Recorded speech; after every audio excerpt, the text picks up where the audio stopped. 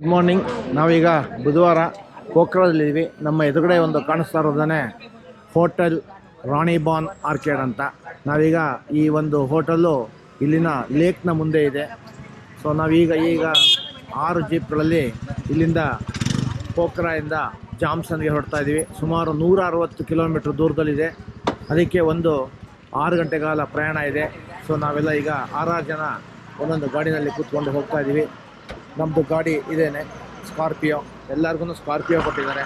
So ಇದೆಲ್ಲರೂ ಇಲ್ಲಿಂದ ನಾವು ಒಳ್ಳೆ ಕಾಣಿಸ್ತಾ ಇದೆ. ಈಗ ಬೆಳಗಿನ 8 ಗಂಟೆ ಸಮಯದಲ್ಲಿ ನಾವೀಗ ಹೊರಟ್ವಿ. ಆದರೆ ಸ್ವಲ್ಪ ಸಮಯ ಜಾಸ್ತಿ ಆಗಿದ್ರು, 9 ಗಂಟೆ ಬಂದಿದ್ದೀವಿ. ಸುಮಾರು 6 ಗಂಟೆ ಕಾಲ ಪ್ರಯಾಣನ ಮುಂದುವರಿಸಬೇಕಾಗಿದೆ. ನಮ್ಮ ಜೊತೆ ಇನ್ನು 6 ಜನ ಸಹೋದ್ಯೋಗಿಗಳೆಲ್ಲರೂ ಇದ್ದಾರೆ ಇಲ್ಲಿ. ಎಲ್ಲರೂ ನಿಮಗೆ ಕಾಣಿಸ್ತಾ ಇದ್ದಾರೆ ನೋಡಿ. ನನ್ನ ಹೆಸರು ಶ್ರೀಹರಿ ಅಂತ. ನಾನು ಆಮೇಲೆ ಸುಬ್ರಾವ್ ಅವರು ಒಂದು ರೂಮ್ ಪಾರ್ಟ್ನರ್ಸು. ಹಿಂದ್ಗಡೆ ವೆಂಕಟ ಕೃಷ್ಣ ಇದ್ದಾರೆ, ಇನ್ನೊಬ್ರು ಈ ಕಡೆ ಒಬ್ರು ಕೃಷ್ಣ, ರಾಮಮೂರ್ತಿ, ಶ್ರೀನಾಥ್ ನಮ್ಮ ಶ್ರೀಮತಿಯವರು ಸುಧಾಮಣಿ, ಕುಮಾರ. ನೇಪಾಳ ಬಂದು ಇವಾಗ ಮುಕ್ತಿನಾಥ್ ಪ್ರವಾಸದಲ್ಲಿ ಇದ್ದೇವೆ. ಓಕೆ, ಧನ್ಯವಾದ ಸರ್. ನಾವೀಗ ಆನ್ ದ ವೇನಲ್ಲಿ ಬೆನ್ನಿ ಅನ್ನೋ ಜಾಗದಲ್ಲಿ ಇದ್ದೀವಿ. ಸೊ ಟೀ ಕುಡಿಯೋದಕ್ಕೆ ನಾವೆಲ್ಲ ಇಳ್ಕೊಂಡಿದ್ದೀವಿ ಈಗ. ಇಲ್ಲಿ ನೀರು ನಮ್ಗೆ ಮೇಲೆ ಬರುತ್ತೆ. ಈಗ ನಾವು ಬೆನ್ನಿಯಿಂದ ಹೊರಟ್ವಿ ಜಾಮ್ಸನ್ ಕಡೆಗೆ. ನಮ್ಮ ಬಲಭಾಗದಲ್ಲಿ ಗಂಡಕಿ ನದಿ ಹರಿತಾ ಇದೆ. ಇದು ಧವಳಗಿರಿ ಪರ್ವತ ಸಾಲಿನಲ್ಲಿ ಬರ್ತಾ ಇದೆ.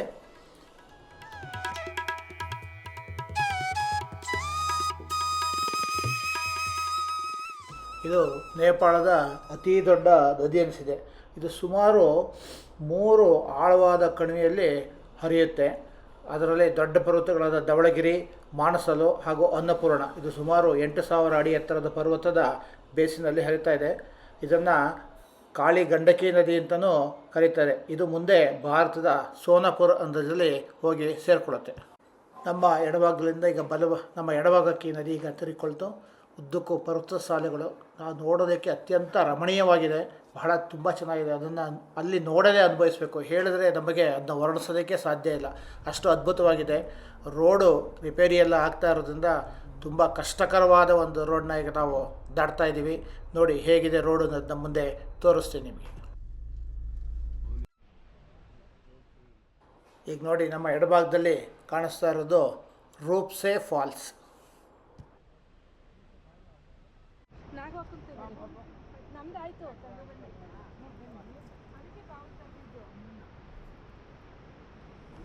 ನೋಡಿ ನಾವು ಈಗ ನಿಂತಿರೋ ಒಂದು ಪಾಯಿಂಟು ನಮ್ಮ ಎರಡೂ ಬೆಟ್ಟದ ಮಧ್ಯ ನೋಡಿದ್ರೆ ದಕ್ಷಿಣ ಇಂಡಿಯಾದ ಮ್ಯಾಪ್ ಥರ ಕಾಣಿಸ್ತಾ ಇದೆ. ಸೊ ಈ ಜಾಗದಲ್ಲಿ ಇಂಡಿಯಾ ಮ್ಯಾಪ್ ಅಂತಲೇ ಆ ಜಾಗಕ್ಕೆ ಕರೀತಾ ಇದ್ದಾರೆ. ಓಕೆ, ಏನೆಲ್ಲ ನಿಮಗೆಲ್ಲ ಜರ್ನಿ ಹೇಗೆ ಅನಿಸ್ತು ಈಗ ಪೋಖ್ರಾದಿಂದ ಇಲ್ಲಿವರೆಗೆ? ಇನ್ನೊಂದ್ಸಲಿ ಬರೋಕೆ ಇಷ್ಟ ಇದೆಯಾ? ಯಾಕೋ ಇವ್ರಿಗೆ ಇಷ್ಟ ಇದ್ದಂಗಿಲ್ಲ, ಏನು ಹೇಳಿಲ್ಲ ರಾಯರು. ಸೊ ಪುನಃ ಇನ್ನೊಂದ್ಸಲಿ ಬರೋಕೆ ಇಷ್ಟ ಇದೆಯಾ ನಿಮಗೆ? ಖಂಡಿತ ಕೊಡ್ತಾರೆ ಪಶುಪತಿನಾಥ್.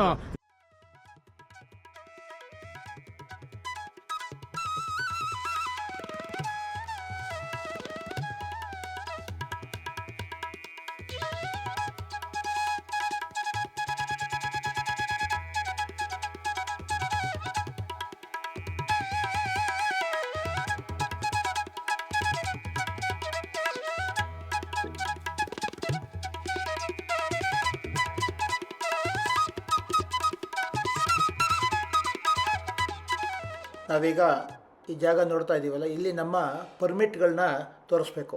ಯಾಕೆಂದರೆ ಜಾಮ್ಸನ್ ಮುಸ್ತಾಂಗ್ ಅನ್ನೋ ಡಿಸ್ಟಿಕ್ ಏರಿಯಾದಲ್ಲಿ ಬರುತ್ತೆ. It is N restricted area. So ಹಾಗಾಗಿ ನಾವಿಲ್ಲಿ ನಮ್ಮ ಪರ್ಮಿಟ್ನ ತೋರಿಸ್ಬೇಕಾಗತ್ತೆ. ಪರ್ಮಿಟನ್ನು ಎಲ್ಲಿ ತೊಗೊಳ್ಬೋದಪ್ಪ ಅಂದರೆ ಅನ್ನಪೂರ್ಣ ಕನ್ಸರ್ವೇಷನ್ ಏರಿಯಾ ಪ್ರಾಜೆಕ್ಟ್ ಅಂತ ಕಠ್ಮಂಡುನಲ್ಲಿ ತೊಗೊಳ್ಬೋದು.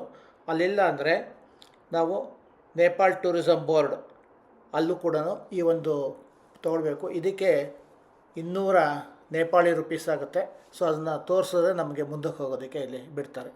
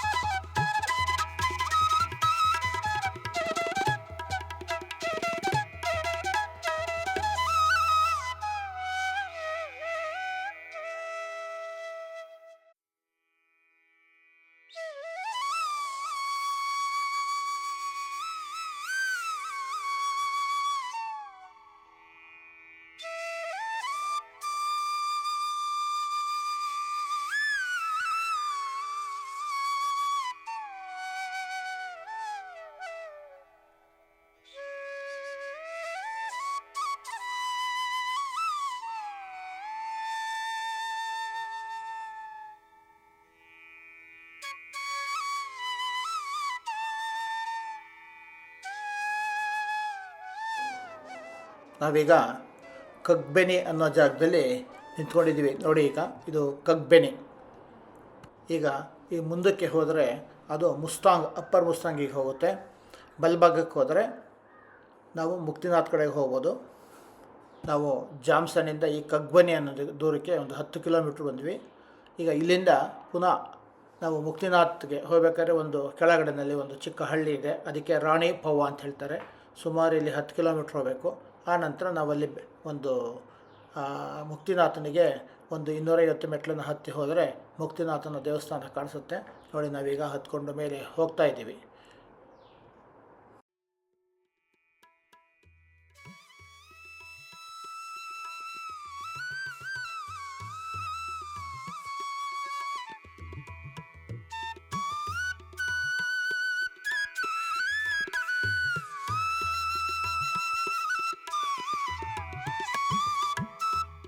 ಈಗ ಸಂಜೆ ಸುಮಾರು 4:15 ಗಂಟೆಯಲ್ಲಿ ನಾವು ಭಗವಾನ್ ಲಕ್ಷ್ಮೀನಾರಾಯಣ ಸಮೇತನ ಇಲ್ಲಿ ಮುಕ್ತಿನಾಥನ ದರ್ಶನ ಮಾಡಿ ನಾವೆಲ್ಲರೂ ಮುಕ್ತಿಯನ್ನು ಪಡೆಯಬೇಕು ಅಂತ ಒಂದು ಆಸೆ ಇಟ್ಕೊಂಡ್ಬಂದಿದ್ವಿ. ಅದು ಬಹಳ ಅರ್ಥಪೂರ್ಣವಾಗಿ ನಮಗೆ ನಡೆದಿದೆ. ಮುಕ್ತಿನಾಥನ ದರ್ಶನ ಎಲ್ಲರಿಗೂ ಸಿಕ್ಕಿದೆ. ಇದೇ ರೀತಿ ಎಲ್ಲರಿಗೂ ಮುಕ್ತಿನಾಥ ದರ್ಶನ ಸಿಗಲಿ ಅಂತ ಕೇಳ್ಕೊಳ್ತಾ ಇದ್ದೀವಿ. ಓಂ ನಮೋ ನಾರಾಯಣಾಯ ನಮಃ. ಓಂ ನಮೋ ನಾರಾಯಣಾಯ ನಮಃ. ನಾನು ಅರಳಿಕಟ್ಟೆ ಷಣ್ಮುಖ ಸ್ವಾಮಿ ಅಂತ. ಲಲಿತಾ ಸಹಸ್ರದಲ್ಲಿ ಒಂದು ಮುಕ್ತಿ ಬರುತ್ತೆ, ಕರಾಂಗುಲಿಕೋತ್ಪನ್ನ ನಾರಾಯಣ ಶಾಕೃತಿ ಅಂತ. ಲಲಿತಾ ತ್ರಿಪುರದಲ್ಲಿ ಕಿರುಳು ಬೆರಳಿಂದವ 10 ದಶ ನಾರಾಯಣ ಸೃಷ್ಟಿ ಮಾಡ್ತಾಳೆ. ನಮಗೆ ಮೋಕ್ಷ ಸಿಗ್ಬೋದು, ಪಿತೃಗಳಿಂದ ಕರ್ಮದಿಂದ ನಾವು ಮಾಡೋ ಕೆಲಸದಿಂದ ಮೋಕ್ಷ ಸಿಗ್ಬೋದು. ಆದರೆ ಸಜ್ಞಾನದಲ್ಲಿ ನಮಗೆ ಮೋಕ್ಷ ಬೇಕು. ವೈಕುಂಠದಲ್ಲಿ ಯಾವುದಾದ್ರು ಒಂದು ಪ್ರಾಣಿ ಆಗಿರೋ ಅಥವಾ ನನ್ನ ಅಷ್ಟಬಂಧ ಆಗಿರೋ, ನನ್ನ ಕೂಲಿ ಆಗಿರೋ, ನನ್ನ ಜೊತೆ ಇರೋದು, ಅದು ನಾವು ಬ್ರಾಹ್ಮಣಿಕೆಯಲ್ಲಿ ಒಪ್ಪಲ್ಲ. ನಮಗೆ ಅವನ ಜ್ಞಾನದಲ್ಲಿ ಮೋಕ್ಷ ಬೇಕು. ಆ ಮೋಕ್ಷ ಸಿಗಬೇಕಾದ್ರೆ ಎಷ್ಟೆಷ್ಟೋ ಕಾರಣಗಳಿವೆ. ಅದರಾಗೆ ಒಂದು ಇದು ಮುಕ್ತಿನಾರಾಯಣ. ಇದನ್ನು ದರ್ಶನ ಮಾಡಿದ್ರೆ ಯಾವುದಾದ್ರೂ ಒಂದು ಜನ್ಮದಲ್ಲಿ ಮುಕ್ತಿ ಸಿಗುತ್ತೆ ಅಂತ ವಿಷ್ಣು ಪುರಾಣದಲ್ಲಿ ಆಗಲಿ, ನಾರಾಯಣ ಪುರಾಣದಾಗಲಿ, ಮತ್ತು ನರಸಿಂಹ ಪುರಾಣದಾಗಲಿ, ಲಲಿತಾ ಉಪಾಖ್ಯಾನದಲ್ಲಿ ಸ್ಪಷ್ಟವಾಗಿ ಉಲ್ಲೇಖ ಇದೆ. ಇದು ನಾನು ಹೇಳ್ತಾ ಇರಲ್ಲ, ಲಕ್ಷಾಂತರ ಯುಗದಲ್ಲಿ ತಪಸ್ಸು ಮಾಡಿದಂಥ ಋಷಿಮುನಿಗಳು ಹೇಳಿರುವಂಥ ಮುಕ್ತಿ ಇದು. ಅದಕ್ಕೆ ನಮಗೆ ಇಲ್ಲಿಗೆ ಬಂದಿದ್ದೀವಿ. ನಮಗೆ ಯಾವ್ದಾದ್ರು ಜನ್ಮದ ಮೋಕ್ಷ ಸಿಗ್ಬೋದು. ಎಲ್ಲರಿಗೂ ತುಂಬ ಚೆನ್ನಾಗಿ ದರ್ಶನ ಆಗಿದೆ. ಎಲ್ಲರಿಗೂ ವಿಷ್ಣು ಯಾವ್ದ್ಯಾವ ಕಾಮನೆ ಬೇಕಾ ಅದನ್ನು ಈಡೇರಿಸಿ ಅಂತ ಷಣ್ಮುಖ ಸ್ವಾಮಿ ಅವರಿಗೆ ಧನ್ಯವಾದಗಳು. ನಮಗೆಲ್ಲರಿಗೂ ಈ ಒಂದು ಇದ್ರದ್ದು ಏನು ವಿಶೇಷ ಅಂತ ತಿಳಿಸ್ಕೊಡೋದಕ್ಕೆ ಎಲ್ಲರ ಪರವಾಗಿ ತಮಗೆ ಧನ್ಯವಾದ ತಿಳಿಸ್ಕೊತಾ ಇದ್ದೀರಿ. ಎಲ್ಲರಿಗೂ ಇಲ್ಲಿ ಮುಕ್ತಿನಾಥನ ದೇವಸ್ಥಾನ ದರ್ಶನ ಆಗಿರೋದ್ರಿಂದ ಏನು ಅನ್ನಿಸ್ತು ಅಂತ ಒಂದೊಂದು ಸೆಕೆಂಡ್ ಸುಮ್ಮನೆ ಹೇಳಿ, ಏನು ಅನ್ನಿಸ್ತು ಅಂತ ಒಂದೊಂದು ಸೆಕೆಂಡ್ ಹೇಳಿ ದಯವಿಟ್ಟು. ನಮಗೆ ನಿಜವಾದ ಮುಕ್ತಿನಾಥ್ಗೆ ನಮಗೆ ಈ ಥರ ದರ್ಶನ ಪಡ್ತಿದ್ದೆ ಖಂಡಿತ ಅಂದ್ಕೊಂಡಿರಲಿಲ್ಲ. ತುಂಬಾ ಖುಷಿಯಾಗಿದೆ. ನಾವು ನಿಜವಾಗಿ ಪುಣ್ಯ ತುಂಬ ನಾವೇ ಅನ್ಕೋತೀವಿ. ಈಗ ನಮಗೆ ಈ ಪ್ರಾಪ್ತಿ ಮಾಡೋದಕ್ಕೆ ನಮ್ಮ ಶೇಷಗಿರಿ ಅವರು ಬಹಳ ಅನುಕೂಲ ಮಾಡಿಕೊಟ್ರು. ಅವರಿಗೆ ಮೊದಲನೇ ಧನ್ಯವಾದ ಹೇಳ್ತಾ, ಇದೇ ತರ ಎಲ್ಲರಿಗೂ ಮುಕ್ತಿನಾಥನ ದರ್ಶನವಾಗಿದೆ. ಬಹಳ ಸಂತೋಷ. ನೋಡಿ, ನಾವೀಗ ಇಲ್ಲಿ ನಿಂತಿರೋದು ಸಾಲಿಗ್ರಾಮ ದೇವಾಲಯ ಮುಕ್ತಿನಾಥ, ನೇಪಾಳದ ಮುಸ್ತಾಂಗ್ ಎಂಬಲ್ಲಿ ಪ್ರಾಚೀನ ವಿಷ್ಣು ಮುಕ್ತಿನಾಥ ಕ್ಷೇತ್ರ. ಇದು ಸುಮಾರು ಸಮುದ್ರ ಮಟ್ಟದಿಂದ 12,500 ಅಡಿ ಎತ್ತರದಲ್ಲಿದೆ. ಮುಕ್ತಿನಾಥ ಮಂದಿರ ಇದು ಜಗತ್ತಿನ ಅತ್ಯಂತ ಎತ್ತರದ ಹಿಂದೂ ದೇವಾಲಯ ಆಗಿದೆ. ಇಲ್ಲಿ ಒಟ್ಟು 108 ದಿವ್ಯ ದೇಶಗಳಿದೆ. ಇದಕ್ಕೆ ಬಹಳ ಮಹತ್ವದ ಸ್ಥಾನ ಇದೆ. ಇದನ್ನು ಸ್ವಯಂ ವ್ಯಕ್ತ ಕ್ಷೇತ್ರ ಎಂದು ವೈಷ್ಣವರು ಕೂಡ ಭಾವಿಸ್ತಾರೆ. ಗರ್ಭಗುಡಿನಲ್ಲಿ ಆಳೆತ್ತರದ ವಿಷ್ಣುವಿನ ವಿಗ್ರಹ ಇದೆ, ಬಂಗಾರದಲ್ಲಿ ನಿರ್ಮಿಸಲಾಗಿದೆ. ಮಹಾವಿಷ್ಣುವಿನ ಜೊತೆಯಲ್ಲಿ ಶ್ರೀದೇವಿ ಮತ್ತು ಭೂದೇವಿ ವಿಗ್ರಹ ಇದೆ. ಆದರೆ ನಾವಲ್ಲಿ ಫೋಟೋ ತೆಕ್ಕೊಳ್ಳೋಕ್ಕಾಗದೆ ಅದನ್ನು ತೋರ್ಸೋಕ್ಕಾಗೋದಿಲ್ಲ. ಸೊ ದೇವಾಲಯದ ಹಿಂದ್ಗಡೆ ಪ್ರಕಾರದಲ್ಲಿ ಒಟ್ಟು 108 ನಂದಿಯ ಮುಖ ಇದೆ. ಇವುಗಳು ಬಾಯಿಂದ ನೀರಿನ ಧಾರೆ ಸುರಿಯುತ್ತೆ. ಇದಕ್ಕೆ ದಿವ್ಯ ದೇಶ ಬರಹಗಳು ಮುಕ್ತಿದಾರ ಅಂತ ಬಣ್ಣಿಸಿದ್ದಾರೆ. ಈಗ ನೋಡ್ತಾ ಇದ್ದೀರ ನೀವೀಗ. ಸೊ ವಿಷ್ಣು ಪುರಾಣದಲ್ಲಿ ಗಂಡಕಿ ಮಹಾತ್ಮ ಭಾಗದಲ್ಲಿ ಈ ದೇವಾಲಯದ್ದು ಒಂದು ವರ್ಣನೆ ಇದೆ. ದೇವಾಲಯದ ಕಡೆಗೆ ಹರಿಯುತ್ತಿರುವುದು ಗಂಡಕಿ ನದಿ. ಜಗತ್ತಿನಲ್ಲಿ ಅತಿ ಹೆಚ್ಚು ಸಾಲಿಗ್ರಾಮ ಶಿಲೆ ಸಿಗುವ ಏಕಮಾತ್ರ ನದಿ ಇದಾಗಿದೆ. ವೈಷ್ಣವರು ಈ ಕ್ಷೇತ್ರನ ತಿರುಸಾಲಿಗ್ರಾಮ್ ಎಂದು ಕರೆಯುತ್ತಾರೆ. ಈ ನಂದಿ ಮುಖದಲ್ಲಿ ಬೀಳ್ತಾ ಇರೋ ಈ ಒಂದು ತೀರ್ಥನ ಕುಡಿದು ನಾವು ಪ್ರೋಕ್ಷಣೆನೂ ಮಾಡಿಕೊಂಡು ಸ್ನಾನನೂ ಮಾಡಿದ್ವಿ. ಇದೇ ಮುಕ್ತಿನಾಥ.